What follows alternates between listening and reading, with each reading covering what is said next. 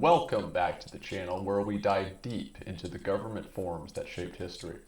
Today we're unpacking one of the most brilliant strategies in political history, the Habsburg marriage strategy. How did a single family dominate Europe for centuries without firing a shot? Through strategic marriages that built an empire, they say, on which the sun never set. Bold claim, many have made it, but for the Habsburgs, it was true. From medieval Austria to the New World, this is the story of power, alliances, and the art of dynastic governance. So let's get started. The Habsburgs were an Austrian dynasty, turned marriage into a weapon of statecraft.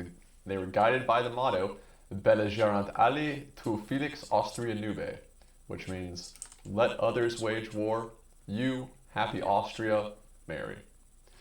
We'll explore how this strategy worked, its triumphs, its pitfalls, and what teaches us about government. Hit that button, grab a notebook, and let's dive in. Now, first, who were the Habsburgs? They started as a minor Austrian noble family in the 11th century. This is their first castle. As you can see, it's quite homely, right? But what was their secret? By the 16th century, they had risen to becoming one of the greatest families in all of Europe. Their secret, as you can probably guess by the title, was strategic marriages, but not at first.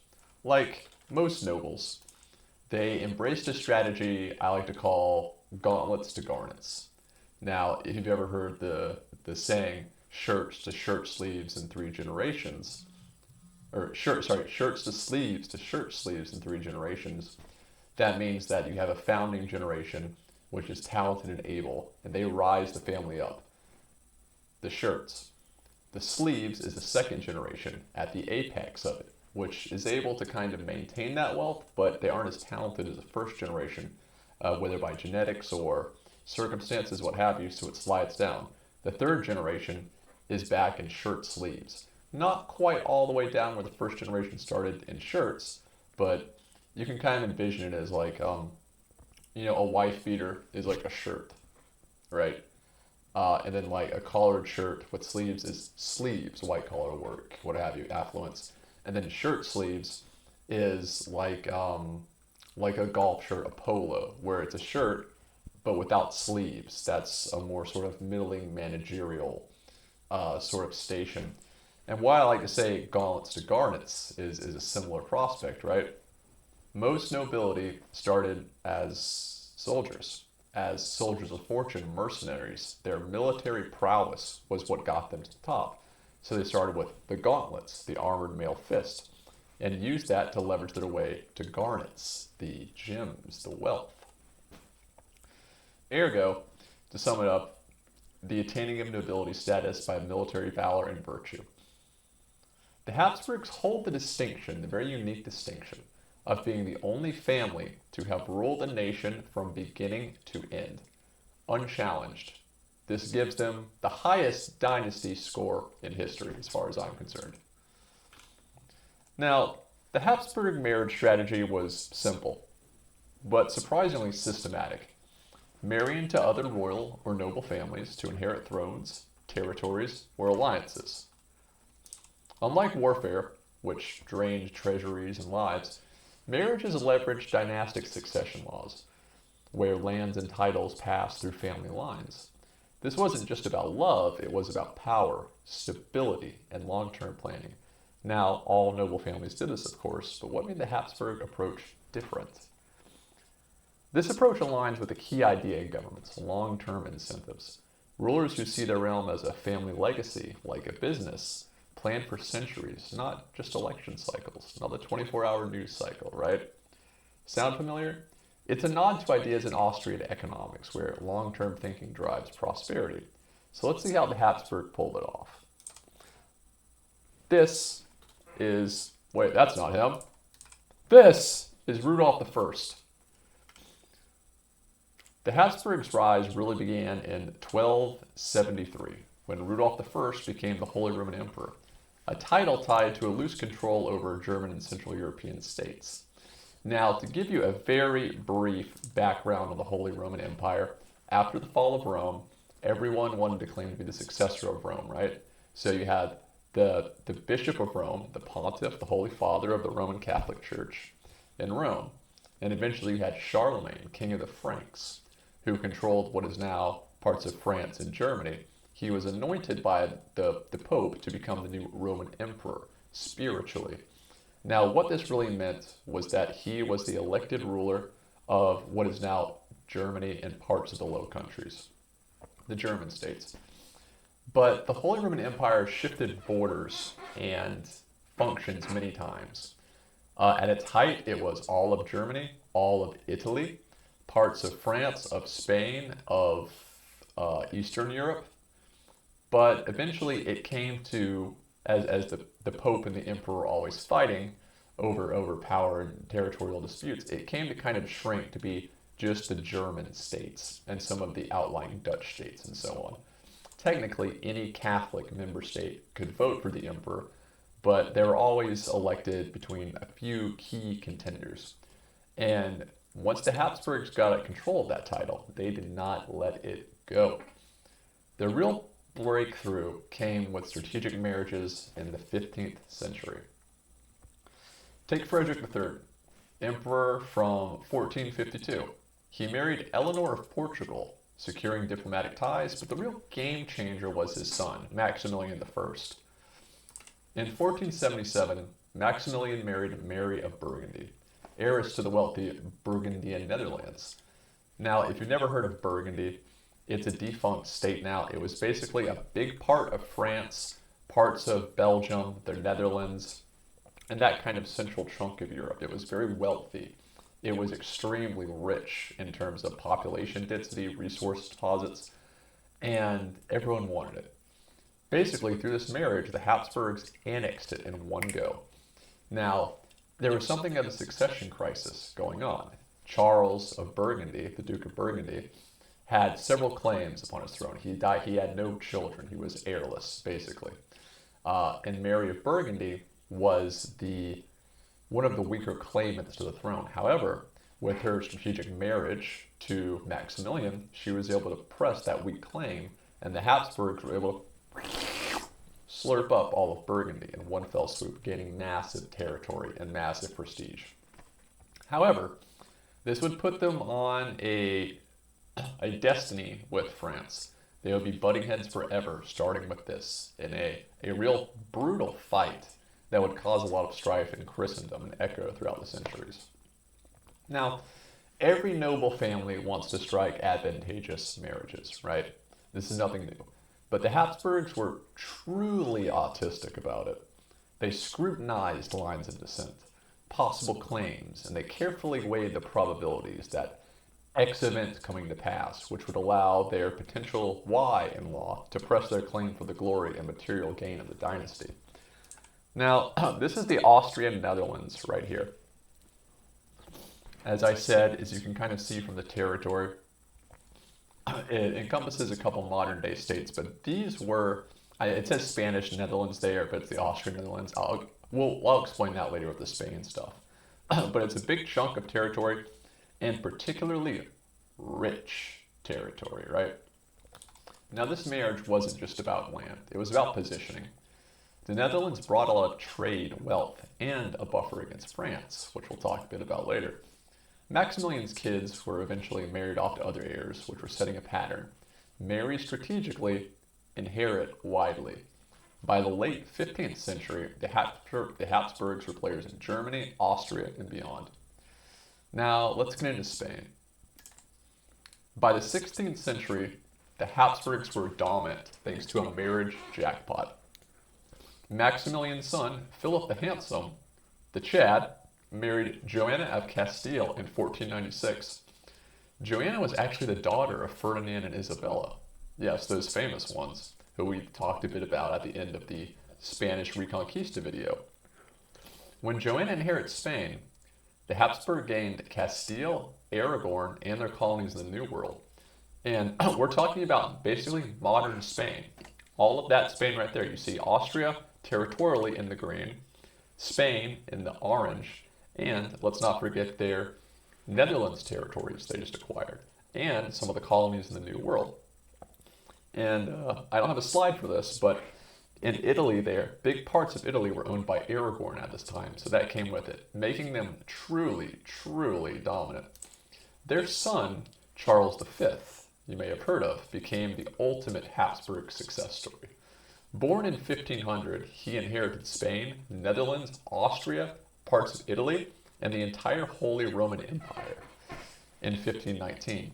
His empire was so vast, he was the first one to say that the sun never set on it because of, the earth is a globe, and so at one point in the 24 cycle, the sun is shining in a part of the Habsburg Empire because of the New World territories, right? Now, this is a very cool claim. The British always make it, the Mongolians made it. It's not really that hard when you think about it, right? Because, like, if you own a patch of land the size of Vatican City in Central Europe, and you also had a similar patch of land in, like, Australia or Brazil, you could kind of say the same thing, right? But it is a powerful statement. So, let's dig into Charles V a bit more. And his brother, really, Ferdinand, kept the strategy going. His marriage to Anne of Bohemia in Hungary in 1521 brought both those crowns under Habsburg control. Now, these marriages did more than add land. They created a web of alliances to counter the rising threats like France and the Ottoman Empire. It was governance through family ties, a masterclass in dynastic strategy. So I'm sure if you're a World War II fan or a World War I fan, you've heard of AustriaHungary, the twin state. This is how it got started, when Austria inherited the crowns of Bohemia and Hungary. And if you haven't heard of Bohemia, it was a sort of northern German Slavic styled state that was always butting heads because Bohemia had a lot of schismatics. The Reformation was going on around these times. They were very Protestant, Austria very Catholic, and absorbing both of them before that really got out of hand was a huge, huge blow. Now, to set the zeitgeist for you around this time, there are two major powers, right? There was the Emperor of Rome, the Austrians, and the Catholics. And they were fighting the Empire of France, basically, the Kingdom of France at this time. But France had so much land and so much power that they were really the only two big contenders on the continent. Now, of course, France, extremely Catholic too. But France didn't have so much of a problem allying with the Ottomans and other Protestant princes a lot of the time if it would knock Austria and the Habsburgs down a peg. And of course, the Muslim Ottomans were sieging Europe at this time, taking the Balkans, parts of Greece, Constantinople, and sieging the gates of Vienna, famously a couple times. Basically, Austria became the bulwark of Christ against the Ottoman Empire for a very long time, and France was just kind of cool to sit back and watch it happen. If it was happening to the Habsburgs. France, of course, led several crusades, and they thought, we've kind of paid our due around this time, right? So why did this work? Marriages leveraged succession laws, land and titles. Unlike wars, which could bankrupt kingdoms, marriages were low cost, except for the marriage itself, the ceremony, right? And cemented alliances. It's like investing in a long-term stock. High upfront effort, massive future payoff. Now, I would be remiss if I didn't speak about the War of Austrian Succession. If you live in America, this is known as the French and Indian War. This is when the emperor died and his heir was a woman, Maria Theresa. And all the heads of state in Europe went to war over this. Who would inherit the Holy Roman Empire? Who would inherit the vast Roman lands? And basically, Great Britain teamed up with Austria on this side of it. And as the colony of Great Britain, we went to war against the other side, which was France, their Indian allies, and some other players there. So basically, we got put on the Austrian side of the table, so we were fighting the French. And the French had a lot of New World colonies. So that's why the American colony went to war against the French and their Indian allies in America. And this really kicked off part of the economic duress that had to be paid back by the colonies to Britain for basically protecting them along the frontier, which led to a lot of the issues that the American Revolution had grievances about. Now, Let's look at Austria at its height here. Austria at its height here. There it is. How did this strategy reflect government forms? The Habsburgs operated under a monarchical system where power was personal, tied to family and inheritance. Marriages were a tool to centralize authority across diverse regions, creating a proto-federal empire almost. Now, this mirrors a key idea in governance: incentives. Monarchs seeing their realm as a family asset, planned for the long haul, building wealth, securing borders. Compare that to modern systems where short-term policies often dominate. The Habsburg strategy shows how monarchy could prioritize stability, even if it wasn't perfect. Now, if we look at the map here, thinking about that, this was the Austrian Empire at its height. All of Spain, parts of North Africa, Morocco there. You have Naples, you have Sicily, you have almost all of Italy except that little Florentine band in the middle. You have Hungary, Bohemia, and of course the Netherlands. The Austrian Empire was truly powerful. And if you're France, right sort of sandwiched on all sides between Spain, the Netherlands, and Austria proper, you're going to feel threatened. And a lot of the Renaissance was built around that fundamental Austrian-French conflict. But it wasn't just about kings, right? The Habsburgs relied on a feudal-like structure naturally with nobles and vassals, but marriages tied these elites together, creating loyalty networks that stabilized their empire. It was decentralized yet unified, a balance of modern government that modern governments still struggle to try and achieve. Now, by the 18th century, the rise of nation-states and centralized monarchies like France under Louis XVI really outpaced the Habsburg model. The War of Spanish Succession split their empire, with Austria retaining Central Europe but losing Spain. Their marriage strategy, once a super powerful tool, couldn't keep up with the changes. Now, what does this really mean? Centralization, the authority of the executive or the monarch getting stronger and stronger. Austria, by nature of its design, really relied a lot on vassal rulers to govern their domestic territories, but of other races. Now, they're all Europeans, of course, but they speak different languages, they have vastly different customs, different military units. There's a joke about World War I, which is kind of the same issue, where the officers spoke Austrian and the troops spoke Slavic, Italian, they spoke Russian, they spoke Hungarian, and they had to issue orders in 6 different languages. And that kind of sums up the issue of centralization that we're talking about. France was centralizing rapidly. The nobles were losing power and the king was gaining power. He was able to levy massive amounts of troops without having to cajole his powerful dukes to do what he wanted, without having to worry about those interior fortresses and his powerful vassals holding up them and defying his will. Austria did have to worry about those things. Their empire was so vast and so decentralized that they couldn't wield the kind of total authority that the Sun King in France could.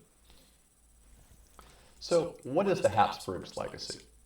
Their marriage strategy built an alliance that shaped Europe's borders, from Austria to Spain to the Americas. It showed how personal alliances could achieve what armies couldn't, uniting diverse regions under one dynasty. So let's look at Austria today, all of that said. Austria today. There it is. Austria in the red. The Republic of Austria, as it is a republic now after World War I and the fall of the Kaiser. It's not a bad amount of territory. You have the Alps and the nice mountainous regions, Vienna and Salzburg, but that's really nothing compared to what it used to be, ruling over vast swaths of territory. For our channel's focus on government forms, the Habsburgs teach us about incentives and power, their long-term approach, marrying for future gain, contrasts with short-term systems we see today. Can modern governments learn from this? Maybe not through marriages, but through alliances that prioritize stability over quick wins.